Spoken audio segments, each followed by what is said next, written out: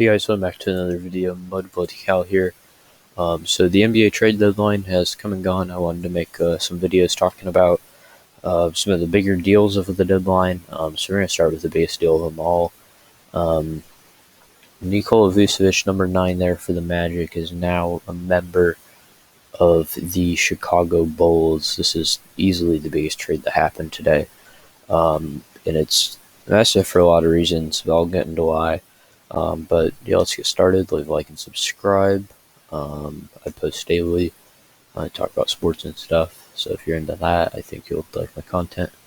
Follow me on Twitter at MudbloodCal because it makes my ego feel good. But yeah, let's get into it. Alright, so the Bulls are receiving Nikola Vucevic, the all-star center from the Magic, and Al-Farouq Amino, who's a very meh player. Magic are receiving Otto Porter Jr., starting small forward, Wendell Carter, a starting quality center, at least for them, probably better off coming off the bench, but it's not like the Magic are going to have a lot of options. And they get 2 first-round picks. I have trade grades. I have the Magic with a B+ on this one, and the Bulls with an A-. Second thought, might have wanted to swap those around. Okay, we'll go with the Bulls getting a B+ and the Magic getting an A-. But the Bulls right now, they're 10th in the East, and I think this is going to be the move that puts them over the hump. The East is very tight at the moment. We saw the Hawks go from 12th to 4th in like a 6-game winning streak, and it really is just that tight. There's those 3 teams at the top, and the Sixers, the Nets, and the Bucks, and then there's just everyone else jockeying for playoff positions, jockeying to even be in the playoffs. Then there's just a couple of teams at the bottom, like the Magic, the Cavaliers, I'm forgetting someone, the Wizards, still forgetting the Pistons too. I think that might be it. All just tanking at this point. So the East is a very weird conference for those reasons. The Bulls starting 5 now. This is a really impressive starting 5. Kobe White, Zach LaVine, Patrick Williams, Lauri Markkanen, and Nikola Vucevic. And then that is a 6 or 7 seed probably. 5 or 6 seed. Starting 5, especially in the East. Off the bench, they've got Thaddeus Young. He's either best. I have him moving to the bench. They were starting him at center.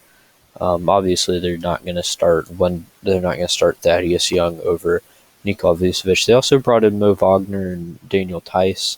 I'll talk about that in a later video, but I think those are really good moves to help improve their depth down low.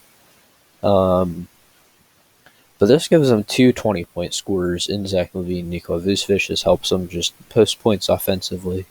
And that's going to be really good for a Bulls team that just hasn't been able to get it right. I think Billy Donovan, I think this is the year for them. I think maybe they make it out of the first round. But this is the first time in a long time, probably since the D Rose years, where they feel like they've really had a shot. So that's good.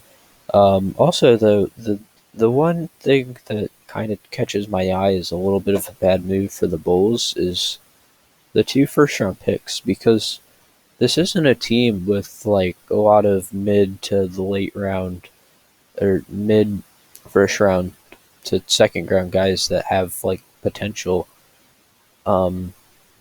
This is probably one of the older teams in the league, and I don't think that's good, especially a near playoff team. Trading 2 first-round picks is definitely not ideal, but you gotta do what you gotta do. But still, this isn't a team that has those players coming off those bench, those young guys trying to get development. There's just not very many of them.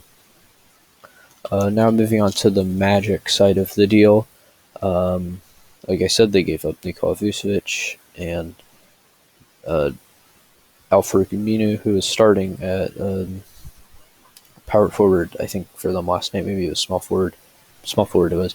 Also, I looked, and literally 4 of their 5 starters last night They played the Suns. As I'm recording this, this will come out a few days later for you guys. But they played the Suns last night as I'm recording this, and 4 of their 5 starters have been traded. Evan Fournier, Nikola Vucevic, Aaron Gordon, and Al-Farouq Amino. The only one that survived the trade deadline was Michael Carter-Williams. Um, and this is a team that's just tanking at this point. This was a team that looked okay. They were kind of like a lesser version of the Pacers, where like you felt like they weren't going to be very good, but they just were every year. They were just in the playoffs, but not a high seed. I guess the Pacers were usually a 4 or 5.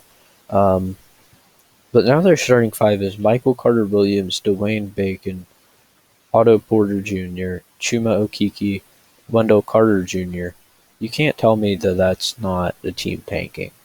Like, in all honesty, this is a team that's tanking. But also, if you look, they have such a really good young core now.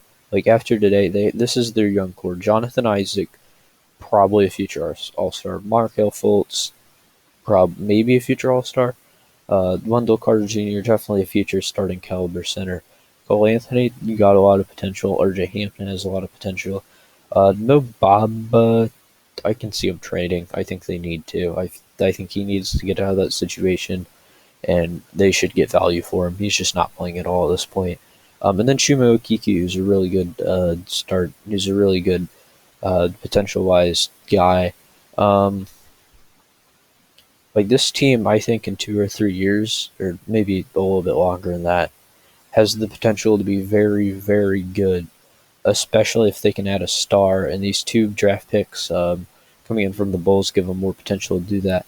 Like if they can have a starting 5 of like 4 of these guys who are all very quality starters, and then maybe if they can get just like one of the top prospects and Evan Mobley and Jalen Green, and Cade Cunningham. I don't think they will, but if they can get one of those guys and they'd win the Tank Bowl or the Tank whatever this year, the lottery, I guess technically. I I watch too much football to be doing this. Um, this will be fantastic for the Magic long term, and it's really becoming a trust the process for them. Um, Although the process hasn't really been painful. I mean, they made the playoffs last season. This season's been tough. They're like 15-29. They're playing awfully, but it's starting to look up for the Magic at least long term. Um, they're probably the team that did the most moves this trade deadline, and as you can see, this young core that they have now is probably the reason why they've. So hopefully they'll be able to develop it. I think that's it for today. Probably more trade deadline stuff tomorrow. I don't actually know what day is getting released, so I I don't know. Maybe trade deadline stuff. Maybe March Madness. We'll see. Leave a like and subscribe. See you tomorrow. Peace.